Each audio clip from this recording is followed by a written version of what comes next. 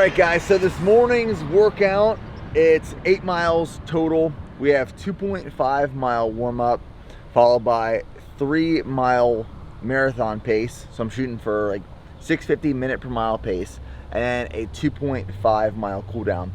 This is one of the things me and my coach have been putting into the programming a lot lately. I've really been enjoying it. It's incorporating all these miles and getting this volume in, but stacking a marathon pace or even a threshold run in between some warm-up and cool-down miles. So that's the plan today. Let's get it.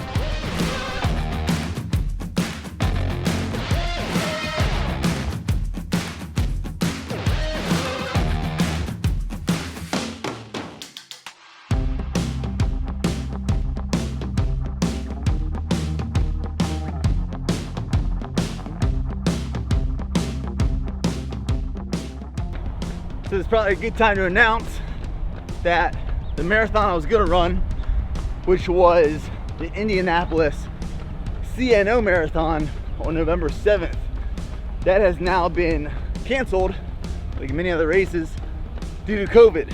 So after talking with my coach, we're not gonna choose the next race yet.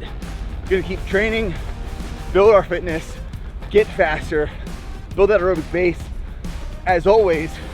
And then once COVID slows down, races pick up again, then we'll select a race. But as of right now, we're just training.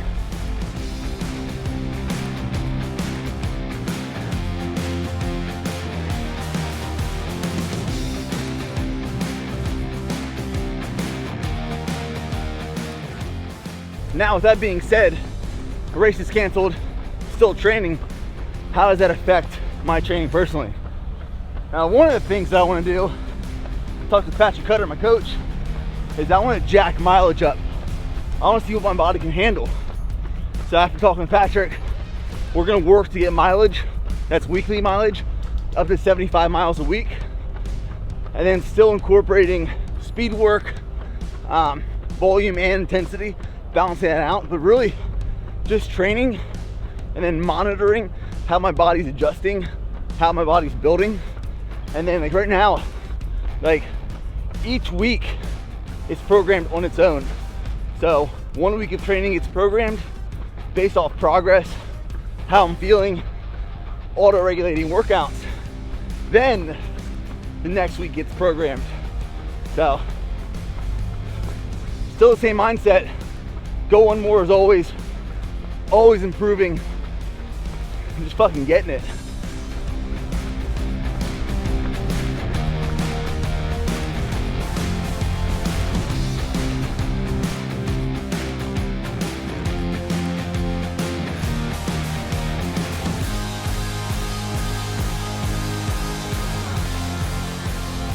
Alrighty, so 3 mile marathon pace is complete. So far with my 2.5 mile cool down, 3 mile marathon pace, my overall pace is 6:58 minute per mile. So I was cooking pretty good on those marathon pace miles, about 6:35 to 6:50. Felt solid though. 2.5 mile cool down now. Is that something you feel like you've gotten better at? Do you feel like you've gotten better as, like as a beginner when you're running, you always do your long runs, your slow runs too fast because you're just like ambitious or whatever it is, you're just unexperienced? Do you feel like you've gotten better at like pacing yourself and knowing like how fast you should be going? I think I've gotten better at being aware of what certain minute per mile paces feel like. Yeah, I think that's what it is. Yeah, so like now I can tell a difference between 6:50 and 6:35. Mm-hmm. And when I'm doing 6:35, in my head I'm like, you're going too fast, slow down a little bit. Yeah. But I'm also trying to like, in my head subconsciously or even consciously, I try to get ahead sometimes because I know like these small changes in terrain, like when we hit an uphill, I fall slower than 6:50 per mile. Yeah, like when we're back over here. Yeah. So I mean, that's I guess what like route reconnaissance on like this next marathon, it's gonna be so important is like, hey, at mile 8 there's this hill, at mile 11 there's this hill, at mile 13 it's downhill. So you can kind of like play the course. Yeah.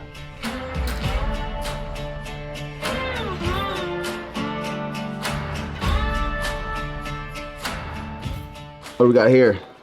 A little Chipotle for lunch. Haven't been on my meals since we got back from Florida, but it's been a while since I had Chipotle, and it's just as good as I remember. It looks delicious. What do you got in here? Double rice, double meat, black beans, mild salsa, hot salsa, veggies. That's it. Little Cholula. I like it. You know what's one of the best feelings in the world? I personally think so.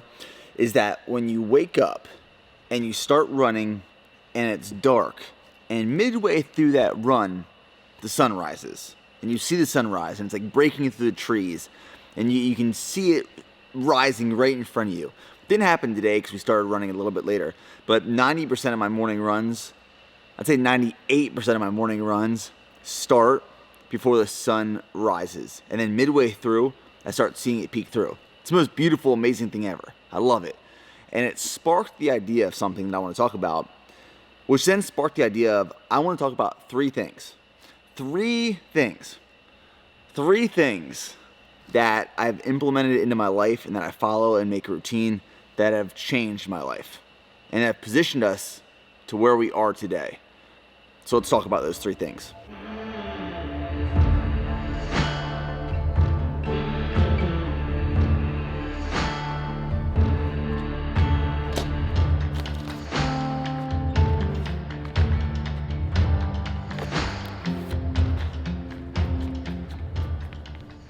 Number one is choosing a foundation for your day, like creating that base. For me, creating that base is choosing something difficult, something challenging, some decision I have to make immediately upon waking up, because I know that if I make a hard decision as soon as I wake up, it is gonna set the precedence for every single decision after that, for the remainder of that day. And then every day starts fresh. So as soon as I wake up, I choose something that's either going to challenge me, push me, be difficult. That's why I love running so much in the morning, is that when I run in the morning, I know I wake up, I roll on a bed, I do mobility, I drink my coffee, put my shoes on, and I go run. I push myself. It's challenging, it's hard, but I know that every decision after that, for the remainder of that day, is gonna be easier than making that first one. So for me, the foundation of my day, as soon as I wake up, choose something challenging, something difficult. Maybe that's pushing myself through like personal development, or reading a book, or listening to a podcast, or going for a run and kicking my ass in a workout. Something challenging that sets the foundation for the rest of my day. Number two is plan and prepare for where you want to be in the future, not necessarily where you are right now. Now, take that with a grain of salt and let me explain the concept. Years ago, I read Grant Cardone's book, The 10X Rule, talking about planning and setting goals 10 times greater than where you are right now, or if you were to set this like very short-term, realistic, attainable goal. Set your goals 10 times larger than they could, should, or probably are right now. So like one of the things with BPN, and the reason I bring this up is because the team had a meeting here a little bit ago, and we were sitting down and we were talking about our growth over the past couple years. You see, in 2017 was a pivotal point for the brand. It was like our first successful year. It was our first year hitting 7 figures in revenue. And it was a big year for us. However, 2020, now, we do more a month in 1 month than we did in 2017 in 12 months, in a year. We do BPN's annual revenue from 2017 in 1 month in 2020. And we did that by setting our goals 10 times greater than they were in 2012, 13, 14, 15, and 16. You see, what I used to do is I set my goals very attainable in terms of like personal development and business and even fitness. I used to set these short-term, very attainable goals that were small, that were realistic. But now when I set goals, they're 10 times greater than I ever thought they could be. You see, we were in this meeting just a little bit ago and talking about the growth of BPN and where we want to be in years. You know, we talk about ourselves now, we plan and prepare like we are already a $100 million brand. And when it comes down to setting things up budget-wise or what we can actually achieve, well, then we scale the planning back to what we can afford, or we can budget, or we can resource for where we're at right now. But in 3 to 5 years, we will achieve that goal of what we're talking about right now, because we're setting our goals, we're setting our sights so far. So whether it's business, personal development, fitness, your career, whatever it is, set your goals for where you want to be. Start planning, preparing like you are already there. And then scale back the resources, the budget, what you can actually handle to push yourself further.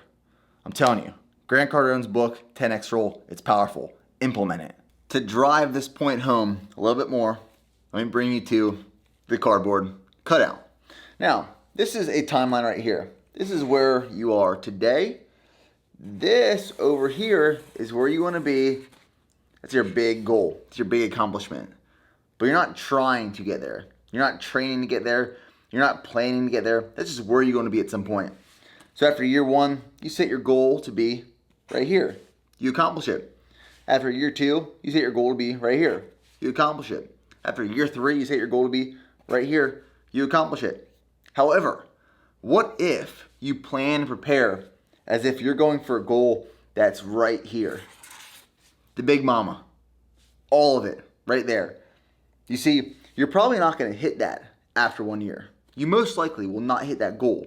However, it's going to push you further than this one. It's going to push you further than this one. It's going to push you further than this one. You might end up like right here, right? If you plan and prepare for something further, something harder, something more difficult, the things you put into action, the things that you have to do in order to get there are a lot harder, a lot further than the ones that are attainable and very easily accomplished. Now, this might be for you. This is for a lot of people. However, not me. I want to chase the big goal.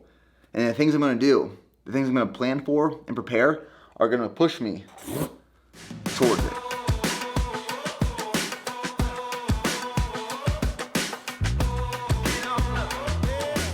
Welcome back to another episode of Nick's Kitchen. This is going to be my pre-workout smoothie. I've actually been doing this the past like 2 weeks and I'm digging it. We finally got a blender for the warehouse here.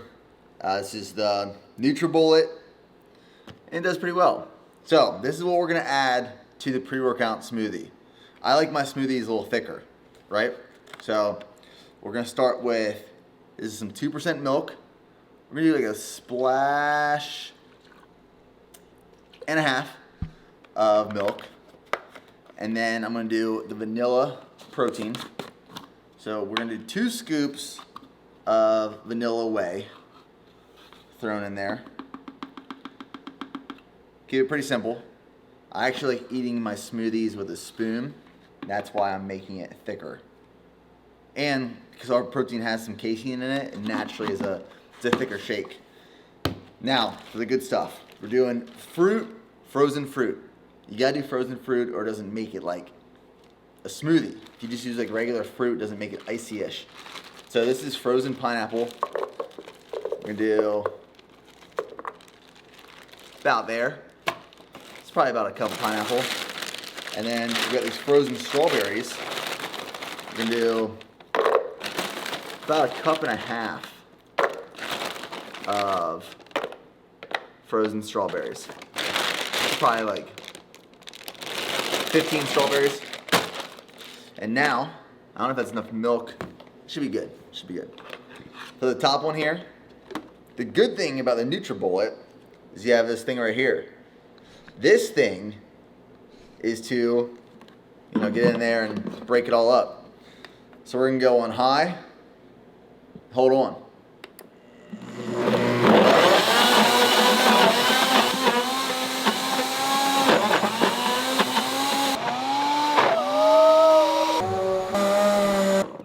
Now the reason I say that this thing is such an integral part of the process, like I said, like I'm thick, and you gotta really get it mixed up in there. So I'll show you the ideal consistency. This is what it should look like. You know it's done right if when you get it out, you have to get it out with a spoon. Oh yeah, look at that. That's perfect. That is perfect right there. Nice and thick. It's like a moose. And this is the pre-workout smoothie. It's gonna fill like a cup and a half. One of these and a half cups. Thick smoothies, high in protein, delicious, nutritious, to fuel you for the toughest of workouts. So the last thing I'm gonna talk about comes directly on a chapter of my book, and it's talking about finding and surviving tough times. Challenges, things that are hard, difficult, things that hurt, you need them. The things that I am most proud of, things I'm most proud of accomplishing in my entire life have been the most difficult. There's been pain, suffering, struggle, they've hurt. It's like graduating Ranger School, finishing the Ironman triathlon, building Bear Performance Nutrition over the last 8 years, where we're just getting started, we're just scratching the surface.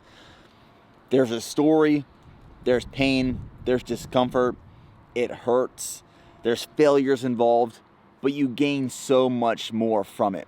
Like when you're going through it and you get to the light of that tunnel, or you hit these milestones, it feels really fucking good because you know how much you went through to get there. So something that I personally do is I look for these things. I look for these challenging moments, these challenges that I know will push me further than where I am right now. Like this experience will go so much more if there's struggle, if there's suck, if it's challenging.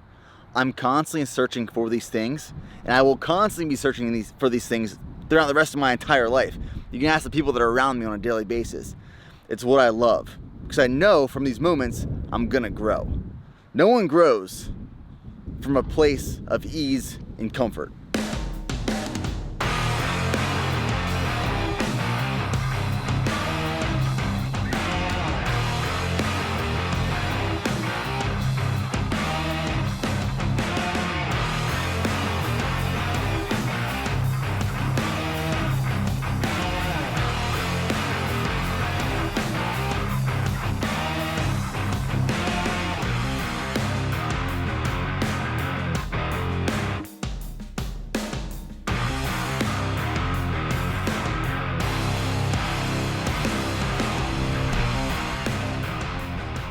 So as I've talked about in previous videos, I'm bringing leg, lower body strength training back into my programming. Honestly, it's been over a year since I've barbell squatted with over 225 pounds on the bar, because I transitioned so deeply into endurance where that was my only focus, and I eliminated like lower body strength training, and learning and realizing to bring that back in even when I'm running 6 days a week. So I have 2 lower body strength training days now. Tomorrow's my off day from running, so I can afford to hit legs a little bit harder. So today on the training plan, we have some mobility work, we have stiff leg deadlifts to hit hamstrings, we had barbell squats, body weight squats, and now some just dumbbell walking, alternating lunges. I just hit some of the glutes, the quads, hamstrings, hit a little bit of everything. Like I said, tomorrow's my only off day from running of the week, and Saturday we hit a double. Sunday is, I believe, a 12 miler. So bringing leg and lower body training back into programming to ultimately to build my endurance, to build my leg strength and power for upcoming marathons, upcoming Ironman, and whatever other crazy shit I get into. I think if there's one thing I could tell my younger self when I first got into training, like late high school, early college days, is I would try to go as heavy and hard as possible in everything. I would just wreck myself. And you learn over time, you can do a lot of damage with some lighter weight. So like one of my favorite things is walking either barbell or dumbbell lunges. And if you just focus on that stretch, coming down slow, I mean, you can literally feel your hamstring and your glute engage if done correctly. All right, that's all the legs for today. Now let's do some core.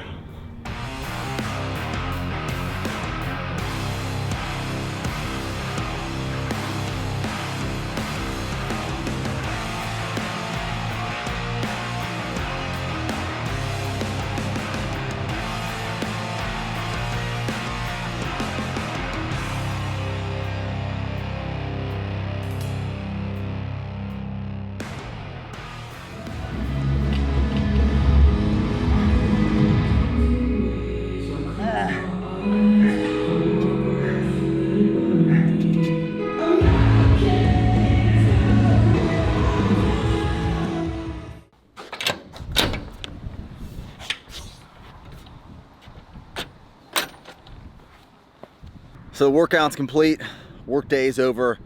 Some of the BPN team is still in the warehouse gym getting after it. The other day I did a podcast on the Bear Performance Podcast. If you guys aren't following the podcast, highly recommend Google Play, iTunes, Spotify, SoundCloud, the Bear Performance Podcast. I did a podcast, the title was Play the Cards You're Dealt or Fold. And essentially the concept behind it was we're all put in different situations in this world. Some are more fortunate, some are less fortunate. At the end of the day, you have to play the cards that you're dealt. And at some point, no matter what cards you're dealt, you're gonna go through struggles. You go through some hardships, there's gonna be suck, there's gonna be failures, there's gonna be wins, there's gonna be losses. You're gonna experience a lot. But you have to play the cards you're dealt. So the option is either play the cards you're dealt or fold. And the reason the BPN team is successful here is because we all wake up every single day to get after it. We wake up hungry, we get in here, we work, we put in the work, and we just fucking hammer it out, man. That's what it comes down to. So that's the video. Hope you guys enjoyed it.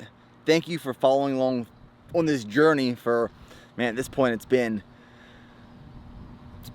6 years since I've started picking up this camera and recording my life. It's been 8 years since I started BPN. Thanks for following along as long as you guys have. We'll see you in the next one.